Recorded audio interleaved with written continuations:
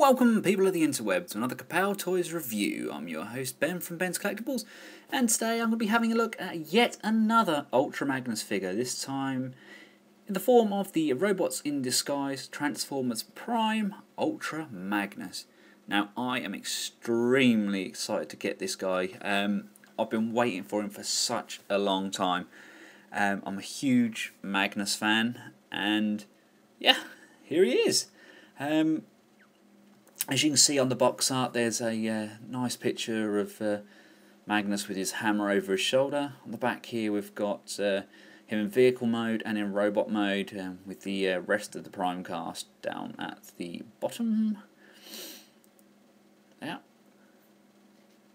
Let's have a look at the other side. Here's his quick bio of Magnus, and again the drawing of him. And if I can get this on camera, there we go, there's his technical data. And on the bottom of the box, Skyquake. This is for ages 5+.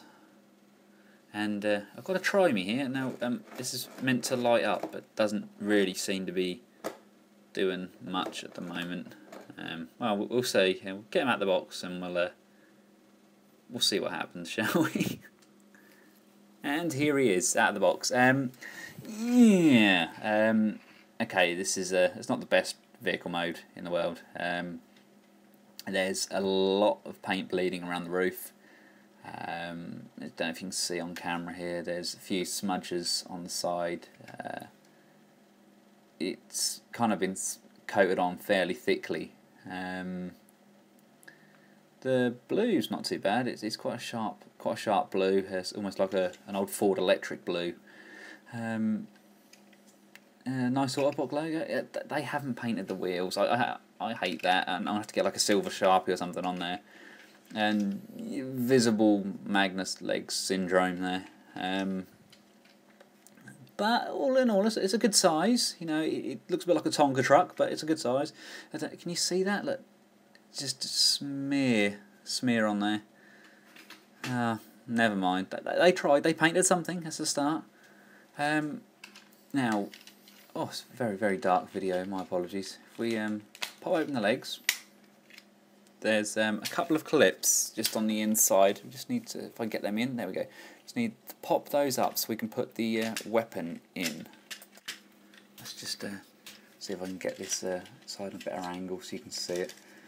Yeah, it's just a clip on the inside. Just pull that up. Let's and fix it back together. I'll show you once this terrible lighting in here. So you see these clips here, just on the inside leg. You pull them up, and there's two pegs on the bottom of his gun hammery thing. They don't actually peg in. They kind of just rest. There's more friction that holds them in. And slide it on, like so. So he's got a huge cannon firing backwards, and then you get his rocket launcher with a peg, and it can either go on top like so. Assuming he's going to be in the front shooting people from behind him, or no other reason he'd really have a gun facing backwards. And you can also take the gun off. Can be mounted on the roof. There's various different options. There's a few different ports around. You could take the gun off the back, and it can be mounted on the front. And as you can see, I've mounted it on the front peg here. It looks very front heavy. There's also a side peg where the rocket launcher can just below the Autobot symbol. I can peg in there, but this is very front heavy and not very practical. Let's just compare him in vehicle mode to. Have I got RID Prime to hand? Yeah, I have. Hang on, I'll just get. There he is. RID Prime.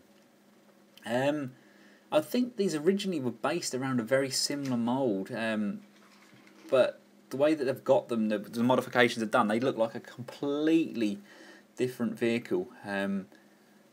Size-wise, it's good. I think it's a good size. You know, it's pretty much identical in length. I think. Hang on, let's see if I can get that so you can see as well. Let's have a look. Yeah, I mean, these are literally identical in length. Obviously Prime's a little bit taller with the top of his cab, but you know, it's a good size. It is a Voyager class figure, and vehicle wise it fits in extremely well. Now let's transform him. Let's start by just taking his weapons off. There's them pegs, look. Friction. Things should not be held in by friction, they should peg in properly. Right, to transform him. Right, let's start by just unpegging this front section of the cab on either side. And once it's open, it should just split open. Right, so that's tabbed in quite well. And lift the front grille up and push it backwards. Fold these down. These will eventually become the shoulders. Next, you want to pull out these side panels. I mean, these all peg in very well. It's very secure. Right, this one, I'll do the same for the other side. And then you want to slide with a little bit of force. Slide this cab section backwards, like so. Right, I'm going to go to the legs. Instructions say otherwise, but I think this is an easier way of doing it. Wiggle his legs down, open them up, fold these pegs back in if you did have them out for his vehicle mode, and fold his toes down. That leaves you with something that should look like that. Next, you want to twist the wheel section. It should just unhinge, and there it goes. Twist up to that position. Then bend it and fold it so it clamps around on itself and clicks into the back of the leg. I can do the same with this one. See, it clips in just here. And you'll hear it clip. And that's the moment his lower body done. Next, on the upper body, you want to pull his shoulders down. Now, in instructions it has them up here, but I don't know why on earth you'd have the shoulders like that. Just make sure they're down. That's how he should be transformed. Then with the hand, open up the hand and bend the arm section back on itself, covering up the bicep. And just do the same with this side. There we go.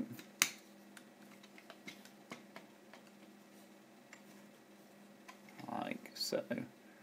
And they want us to mount his missile launcher on his arm, like so. And the mech tech. Now, this is how it actually goes, but you actually have to physically push it past itself to peg it in.